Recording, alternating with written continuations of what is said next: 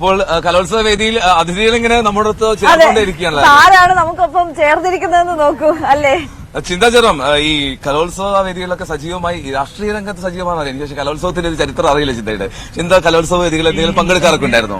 പിന്നെ ഞാൻ സ്കൂളിൽ പഠിക്കുന്ന സമയം തൊട്ട് പ്രസംഗ മത്സര വേദികൾ എല്ലാം രചനാ മത്സരങ്ങൾ ഒക്കെ പങ്കെടുത്തിട്ടുണ്ട്. പ്രസംഗവേദിയിലെ മിന്നും താരമായിരുന്നു ഒരു കാലത്ത്.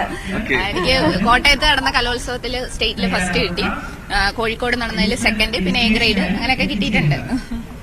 ഞാൻ എന്താ പറയാ അല്ല, ഇപ്പം ഈ രാഷ്ട്രീയത്തിൽ വന്നതിന് ശേഷവും ഒക്കെ ഈ പ്രസംഗം എന്ന് പറയുന്നത് നിങ്ങൾ രാഷ്ട്രീയക്കാരുടെ ജീവിതത്തിലെ ഒരു അഭിവാജ്യ ഘടകം തന്നെയാണ്. അതായത് എല്ലാ ആശയങ്ങളും പ്രകടിപ്പിക്കുന്നത് ആ കൃത്യമായ വാക്കുകളിലൂടെ, ആ വാക്ചാതുര്യത്തിലൂടെയൊക്കെയാണ്. അപ്പോൾ അതിനുള്ള ഒരു തുടക്കം എന്ന് പറയുന്നത് ഈ പ്രസംഗവേദിയിലുള്ള ആ ഒരു പ്രാക്ടീസ് അല്ലെങ്കിൽ അവിടെ കിട്ടിയ അനുഭവങ്ങളൊക്കെ തന്നെ ആയിരുന്നില്ലേ? തീർച്ചയായിട്ടും. ഞാൻ സ്കൂളിൽ പഠിക്കുന്ന വളരെ ചെറുപ്പം തൊട്ടേ, LP സ്കൂൾ തൊട്ടേ ഞാൻ പ്രസംഗ മത്സരങ്ങളിൽ പങ്കെടുക്കാൻ പോകുമായിരുന്നു. അച്ഛനും അമ്മയാണ് എന്നെ ആ ഒരു രംഗത്തേക്ക് അല്ലെങ്കിൽ പ്രസംഗിക്കണം എന്ന് പറഞ്ഞ്, എനിക്ക് ശരിക്കും എല്ലാ കുട്ടികളെയും പോലെ കുറച്ച് കളർഫുൾ ആയിട്ടുള്ള ഇപ്പൊ ഫാൻസി ഡ്രസ്സ് മോണായിട്ട് അതിലൊക്കെ പങ്കെടുക്കാനായിരുന്നു ഇഷ്ടം. പക്ഷെ പ്രസംഗ വേദി കാണിച്ചു തന്നത് പപ്പയും അമ്മയാണ്. പിന്നീട് പോയി സമ്മാനങ്ങളൊക്കെ കിട്ടി തുടങ്ങി. പിന്നീട് അധ്യാപകരും എല്ലാവരും കൊണ്ടുപോയിട്ടുണ്ട്. അങ്ങനെ മത്സരങ്ങളിൽ സ്ഥിരമായി പങ്കെടുക്കുമായിരുന്നു. എനിക്ക് ഓർമ്മയുണ്ട്, ഞാൻ കൊല്ലം കലോത്സവം നടക്കുന്ന എനിക്ക് ഓർമ്മയുള്ള കൊല്ലത്ത് നടന്ന കലോത്സവ സമയത്ത് ഞാനന്ന് മത്സരിക്കുന്നില്ല, പക്ഷെ ഞാൻ കാണാൻ പോയി.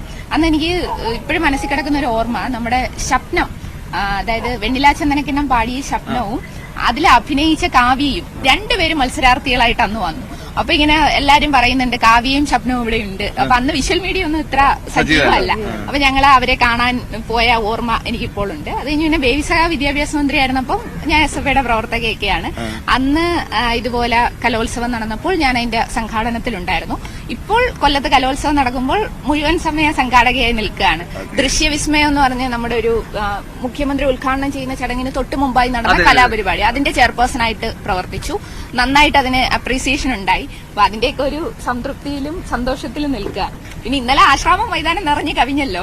എന്തൊരു തിരക്കായിരുന്നു. ഇന്ന് കൂടും, ഞായറാഴ്ച. ഈ പുതിയ കുട്ടികളുടെ മത്സരവും അവരുടെ ഒരു പെർഫോമൻസും ഒക്കെ കണ്ടിട്ട് എന്ത് തോന്നുന്നു? അസാധ്യമാണ് കേട്ടോ. നമ്മള് ചിന്തിക്കുന്നതിന് എത്രയോ അപ്പുറത്തേക്കാണ് ചിന്തയുടെ ചിന്തകൾക്കും അപ്പുറമാണ് എല്ലാവരും. നമ്മള് അവരുടെ ഒരു ഉള്ളിലെ ടാലന്റ് കണ്ടിട്ട് നമുക്കിങ്ങനെ വിസ്മയിച്ച് നിൽക്കുകയാണ്.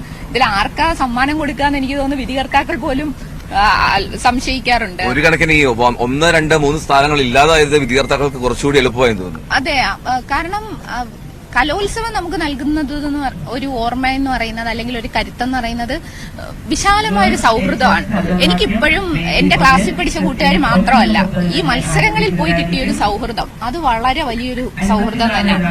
അപ്പം ഇവിടെ വരുന്ന കുട്ടികളെ സംബന്ധിച്ച് ഈ ഒരു സ്റ്റേജാണ് അവരുടെ സമ്മാനം, ഈ വരുന്ന ഓഡിയൻസ് ആണ് അവരുടെ സമ്മാനം. ഒരേ മനസ്സോടുകൂടി ഇവിടെ ഒരു വ്യത്യാസവും ഇല്ലല്ലോ, എല്ലാവരും ഒരുമിച്ച്. ഇന്നലെ ഞാൻ എല്ലായിടത്തും പറയും, ഞങ്ങൾ കൊല്ലംകാർക്ക് എപ്പോഴും അഭിമാനമാണ്. കാരണം എത്ര ആള് വന്നാലും നിറയാത്ത ഒരു മൈതാനമാണ് ആശ്രാമം മൈതാനം. ഏറ്റവും വലിയ മൈതാനങ്ങളിൽ ഒന്നാണല്ലോ. പക്ഷെ ഈ മൈതാനം ഇന്നലെ നിറഞ്ഞു കവിഞ്ഞു എന്നുള്ളതാണ്. അപ്പോൾ അത്രയ്ക്ക് കൊല്ലം ജനങ്ങൾ ഈ കലോത്സവത്തെ ഏറ്റെടുത്തു. ഈ കൊല്ലംകാരെ പെട്ടെന്ന് കൈയടിക്കുന്നവരല്ല. കൈയടിക്കണമെങ്കിൽ അന്ന് നോക്കട്ടെ കൊള്ളാമെങ്കിൽ കൈയടിക്കാം, ആ ഒരു മട്ടല്ലേ. അപ്പൊ പക്ഷെ ഇന്നലെ ഇത്രമാത്രം ജനങ്ങൾ എത്തിയപ്പോൾ ഞാനും അത്ഭുതപ്പെട്ടു. ഇപ്പൊ മലപ്പുറത്ത്, കോഴിക്കോടൊക്കെ കുറച്ചുകൂടി ഈ ഇത്തരം കലോത്സവം നടക്കുമ്പോൾ ഒരുപാട് ജനങ്ങൾ എത്തും.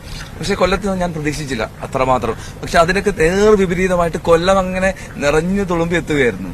ഇല്ല, ഞങ്ങള് കൈയടിക്കുകയൊക്കെ ചെയ്യും. അങ്ങനെ പറയൊന്നും വേണ്ട. കൊല്ലം പിയോ അതാണ്.